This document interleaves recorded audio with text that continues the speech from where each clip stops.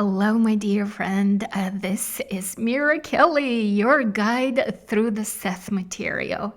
Now, things got really wonderfully interesting for me. Very personal, very meaningful. So, let me give you the background. I was reading with you, for you, sharing with you the Seth information written in the book, The Way Toward Health. And Seth was talking how people are afraid of their own energy. And he gave two examples in that particular session. One was on epilepsy and one was on secondary personalities, on multiple personality disorder. And I posted it, and then somebody replied with this message. So in my message, I was saying, do you know somebody with epilepsy? Does the explanation of the root issue given here resonates? And so Jenny replied, and she said, I have DID, also known as multiple personalities, dissociative identity disorder. Oh, did I say that right? Let me see. So, dissociative identity disorder. I did say it right. And here's what she said in addition. Am I afraid of my own energy? I'm afraid of everything and have been since I was little. How do you fix it?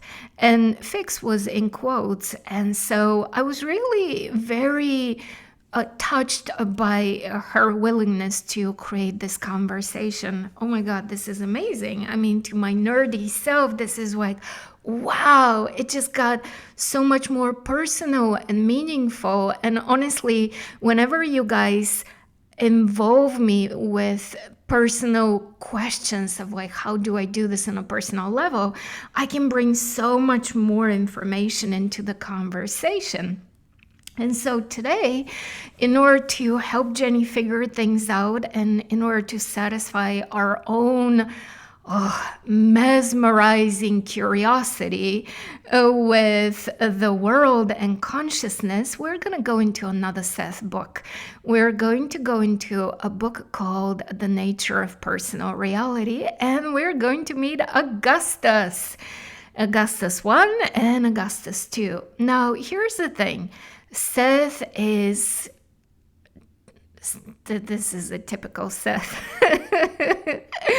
Even though there's so many books written, nothing is condensed in one place. It's literally all over the place. So, even though my intention at first was to read from The Way Toward Health and for us to focus on, that book, that information, the truth is that I have, in order for me to share with you everything I know and for us to answer all your questions, we'll go on these huge tangents. It will feel like weaving a tapestry, learning on a multidimensional level. And so today we take a turn towards the nature of personal reality. I love the nature of personal reality. Now, it's a funny thing to say because I love all Seth material. I'm yet to find a session where I'm like, yeah, no, this is not good. Not at all. But obviously, you understand the nature of personal reality deals with how do we handle our own minds, our own subconscious, our own lives. How do we better our lives and create constructs that we actually enjoy and grow through rather than suffering in our own lives. So in order to answer Jenny's question of how do you fix multiple personalities, we have to go a little bit earlier in the discussion of Augustus. So in the Nature of Personal Reality, chapter 6 talks about the body of your beliefs and the power structures of those beliefs. And so actually Augustus is spoken of in great detail here And all of it is an example to what Seth tries to teach. So the primary focus is not to talk about multiple personalities. The primary focus is actually to talk about beliefs. And he's just Augustus, a perfect example of everything that Seth teaches. So in order for us to answer Jenny's question of how do we fix multiple personalities, we need to understand the basic premise here of beliefs and emotions. So rather than going straight to the story of Augustus, I'm going to take a step earlier, and start a couple of pages earlier and share it with you.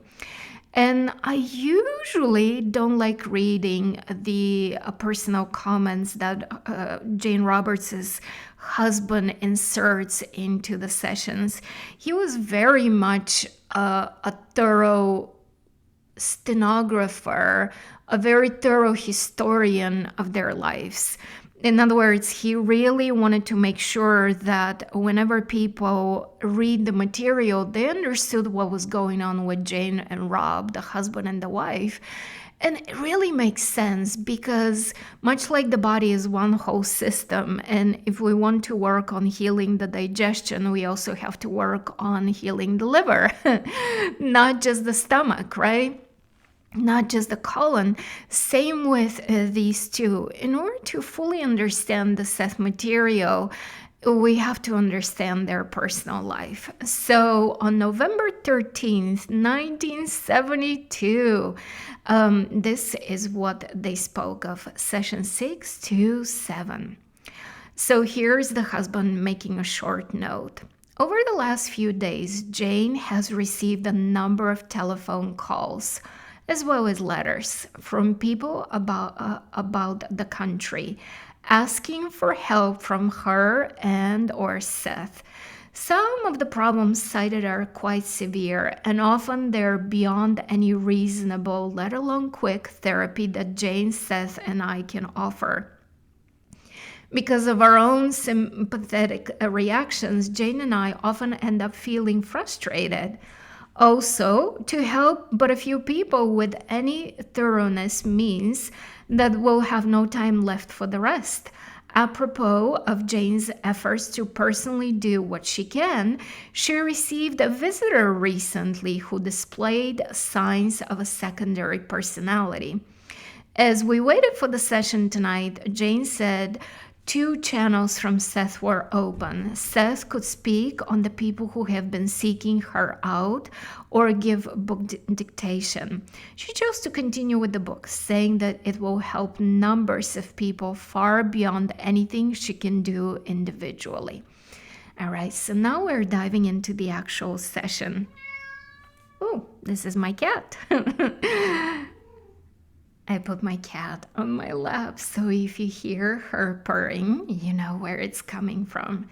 She's immensely pleased to be cuddled and satisfied in her position of receiving all the love, and of course she's going to help us read The Body of Your Belief and the Power Structures of Belief. This is the heading. So here's Seth.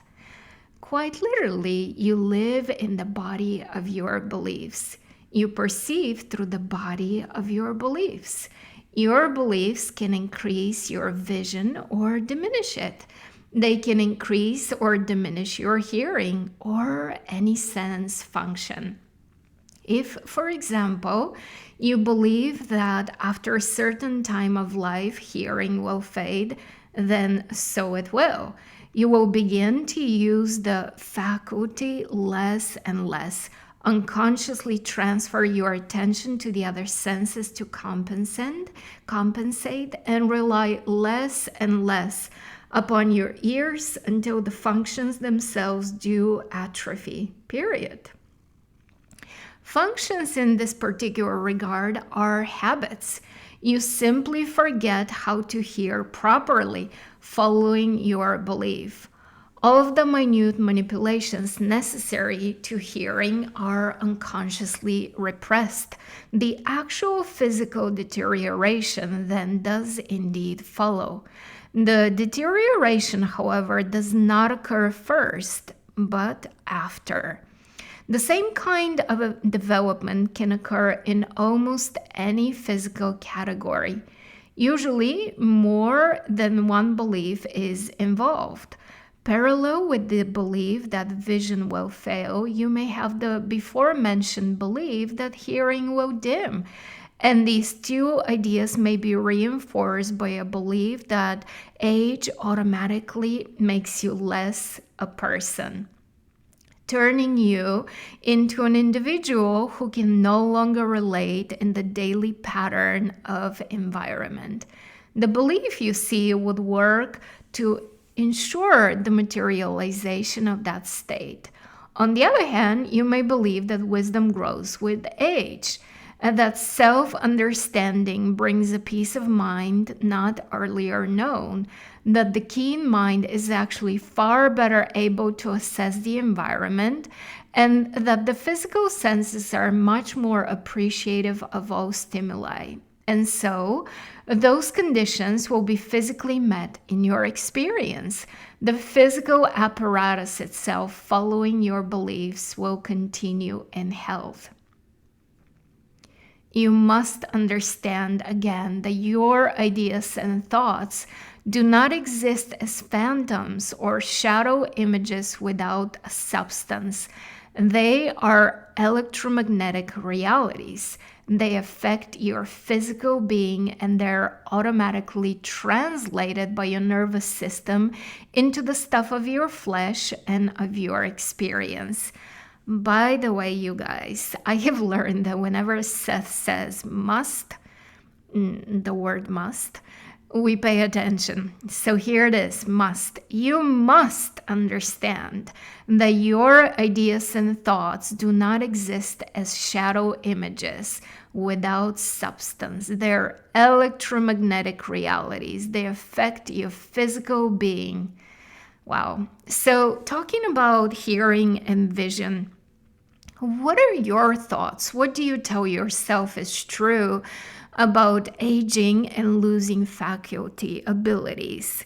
Do you tell yourself that if you are going through a time of stress, white hair shows up in your hair, or that you just simply get white hair because you age? Do you expect that your vision will get less as you grow older? Do you tell yourself that you will lose physical ability and will become frail as you grow older? These are things that we just generally accept about growing older. And yet there's so many examples of people who are defying the odds of what we accept as a society and simply live differently, right? I'm sure you have seen things on social media about older people being in excellent physical health and competing in physical events. I and my family have a mom who doesn't believe in her need of losing her sight as she grows older. So she's not interested in that. The other day she was telling me, menopause is going to be very easy for you because it was easy for grandma. It was very easy for me. It'll be very easy for you too. Oh my God, I love this belief. But here's the other thing. I'm also playing with the idea of, do I even need to go through a menopause? I don't know. I have heard a wonderful lady called Pat Allen who spoke of herself as somebody who in her 80s had a regular period. And so Pat Allen opened this whole idea in my head of, is that necessary? Is menopause necessary? I don't know. But if I decide it's necessary, if my body goes down that way, my mom has already told me how it's going to go. And I so appreciate the positive belief she gave me versus, it's going to be a horrendous time in your life. And so all of this is just little stories and little examples to get you to think, what do you tell yourself is true? Because Seth is telling us you must understand that whatever you tell yourself is true is not just nothing, right? Instead, they affect your physical being. Literally, your words create your body, and they're automatically translated by your nervous system into the stuff of your flesh and of your experience. Gosh. Sometimes I come across a single paragraph in the Seth material and I'm thinking, I can teach a whole class on this, because as I'm reading this, I'm thinking we need beliefs about how the body regenerates itself. We need to start believing that we don't need to succumb and fall to all the frailness that we have heard other people prescribe to old age. I'm not interested in that. Are you? I'm sure you're not either. And it all comes down to the stuff we tell ourselves. So, anyways, let's keep going. Back to Seth. Your conscious mind is meant to assess and evaluate physical reality and to help you chart your course in the corporal universe of which you're presently part. Other portions of your being, as mentioned, rely upon you to do this. All energy at the inner self disposal is then concentrated to bring about the results asked for by the conscious mind. Gosh, this right here, honestly, you guys, the reason why I'm so successful in helping people heal from physical ailment, because I know how to get them to concentrate their conscious mind and to use all the energy of the inner self's disposal at the inner self's disposal to bring about the results we're asking for. But right here, said in one perfect sentence. All right, so let's keep going. Your effective power of action follows the lines of your beliefs. To believe in your own weakness is to deny yourself the power of action. Oof, right? Oof. To accept uncritically all beliefs that come to you is to open yourself to a barrage of conflicting data at best, in which the clear lines of action and power become blurred. Contradictory demands and assessments are then sent into the inner self, which by various methods will try to tell you that something is wrong. Beliefs of like nature attract each other, for you're bound to look for consistencies in your behavior and your experience. This is really important, you guys. Beliefs of like nature attract each other. That's why we say the better it gets, the better it gets. The worse it gets, the worse it gets. That's why we say the poorer get poorer, the richer get richer. This right here, beliefs of like nature attract each other. And we're just looking for consistency. All right, back to Seth. You must learn to deal with your own beliefs directly, or you will be forced to deal with them indirectly by reacting to them quite without knowing it in your physical experience. He's talking about illness or poverty or difficult relationships, right?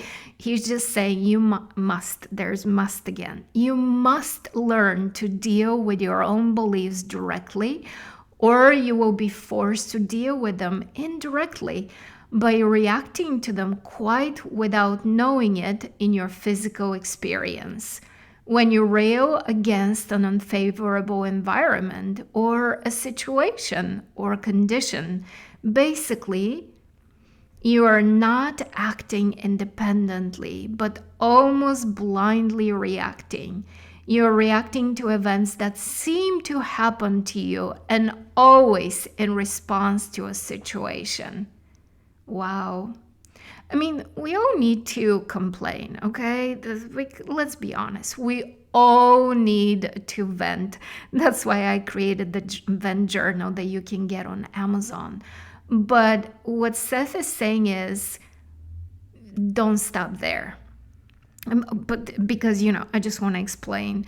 We don't want to suppress any emotions, none of it, none of it. We got to deal with them directly. So this is not about suppression. Venting is always the first step of actually healing and transforming, because we just got to express how we feel, right? We got to put it out there. But once we do that, we actually must examine what's happening. We cannot stop at this person is responsible, this situation is shit, I'm unlucky, the worst always happens to me. I was just watching somebody's drone footage from this historic site in Bulgaria. Oh, really interesting. It's frozen mushrooms, like literally giant stone structures that look like mushrooms. And so this man on the footage says, of course, as it is to be expected, gustly winds showed up and I couldn't run my drone. And I'm thinking, gosh, how much else is not working in this man's life? I love his footage. I love that he's showing me these historic sites in Bulgaria, but wow, he really believes life is against him, right? So he's reacting to what's happening. He's complaining about it, right? Instead of just doing the opposite. You, like Seth is saying, you must act independently, not react. You are reacting to events that seem to happen to you, and always in response to a situation. So what Seth is saying is basically you're the source of it all. Now, oh my God, we're not gonna go into self-blame. That is not at all what's going on. Please understand this. I'm especially thinking about when horrendous things happen, such as abuse and so forth. No, this is not the point here. We're not going to self-blame. We're going into examining and taking our power back and using thought and emotion in a creative way to focus on what we want. Yeah, the cat agrees. All right, so here's back to Seth. To act in an independent manner, you must begin to initiate action that you want to occur physically by creating it in your own being. This is done by combining belief, emotion, and imagination, and forming them into a mental picture of the desired physical result. Did you hear this, you guys? This is a formula. Combine belief plus emotion plus imagination, and that forms them into a mental picture of the desired physical result. Of course, the wanted result is not yet physical, or you would not need to create it. So it does no good to say that your physical experience seems to contradict what you're trying to do. All right, so when we create reality, when we're combining belief, emotion, and imagination, we're not going to be saying that what is happening seems to contradict what we're trying to do. Basically moan and complain and say it's not working, right? All right. That's why we need tapping. As you go through the points, it's not working, but I'm releasing the doubt. But it's okay, I can return back to hope and faith. Okay, now I'm back to hope and faith, right? Because this is really the path of using EFT tapping. We always say what's wrong. And as we move the energy, we always reach a place of, this is, of course, what was I thinking? I'm back to my center and to what I know I'm looking to create. All right. How are you liking all my narrative side comments? If it's a little too much, you let me know, you guys. But, this is my contribution right now. So back to Seth. Because ideas and beliefs have this electromagnetic reality, then Because beliefs and ideas have this electromagnetic reality, then Constant interplay between those strongly contradictory beliefs can cause great power blocks, impeding the flow of inner energy outward. Okay, now we're getting into the question of epilepsy and multiple personalities, because ideas and beliefs have this electromagnetic reality. Then constant interplay between those strongly contradictory beliefs can cause great power blocks, impeding the flow of inner energy outward. At times, a polarization can occur. Unassimilated beliefs, unexamined ideas can seem to adopt a life of their own.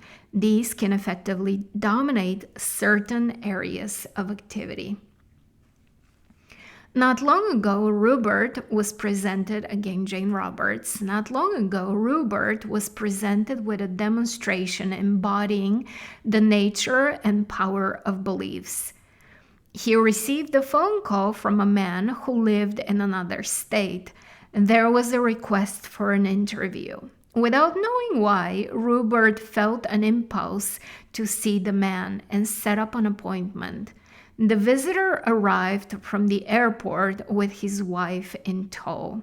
He was a study, a living example of the effects of conflicting, unexamined beliefs, of fears and yet agonized personification of what can happen when an individual allows his conscious mind to deny its responsibilities.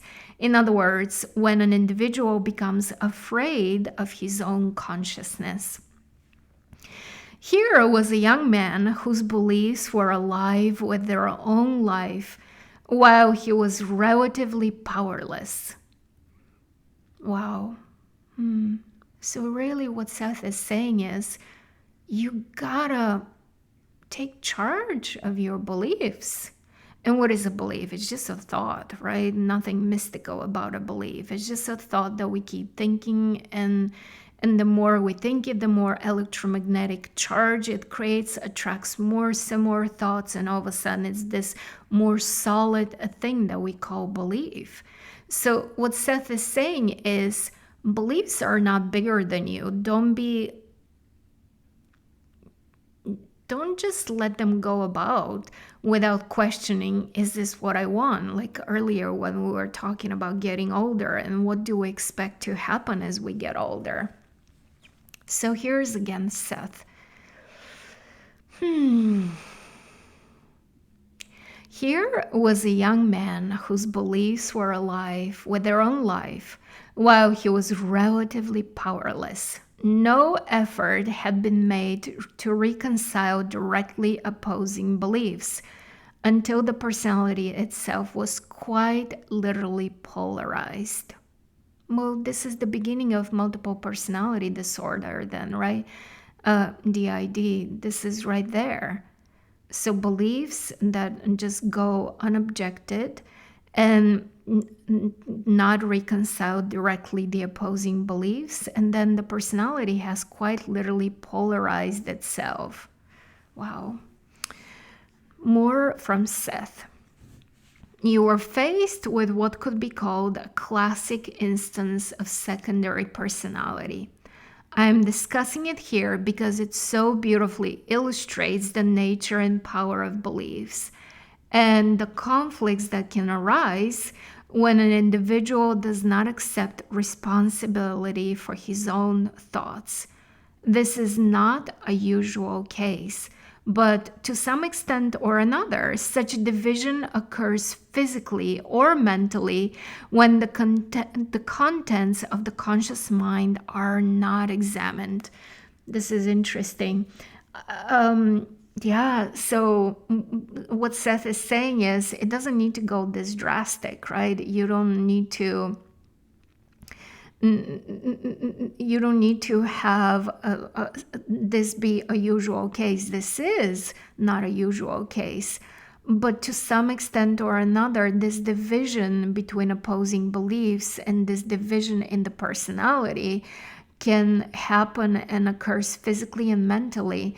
when the contents of the mind are not examined. I mean, we spoke of kids who find ways to not go to school, people who develop illnesses. We spoke of hearing. We spoke of, right? So it doesn't need to be dissociative identity disorder. It doesn't need to be a secondary personality. This really applies to everyone, you and I both.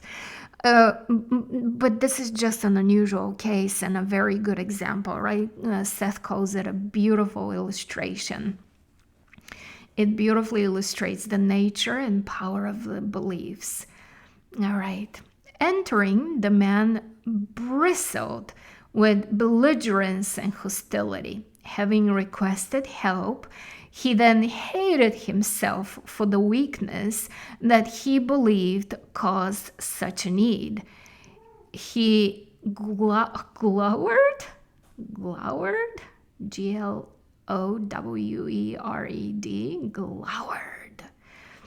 He glowered at our friend. By the way, we now have to look it up. What does that mean? Glowered. It's really fun that I'm still learning English, you guys. Ooh, have an angry or sullen look at one's face. Scowl. We're learning words. Okay.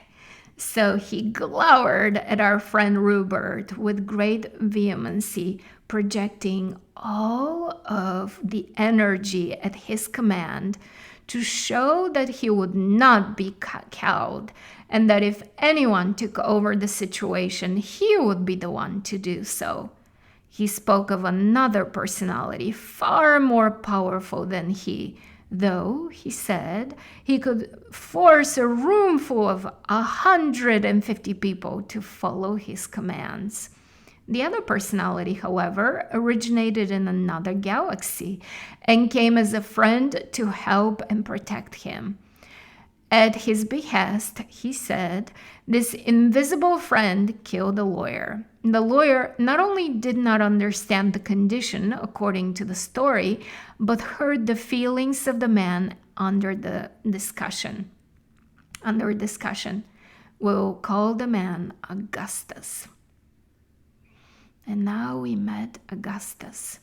So Augustus, there's more conversation about Augustus. We'll keep talking about Augustus in the next episode of our study of Augustus, multiple personalities, secondary personalities, and of course the way to work with our beliefs. I'm going to stop for now. It's been quite a long recording already to begin with. Thank you for sharing your thoughts with me and making this process even more meaningful with me. Please let me know your thoughts. Let me know your questions. As you can tell, your questions are helping co-create our experience together. I love you guys. We'll talk again soon about Augustus and how to better our lives.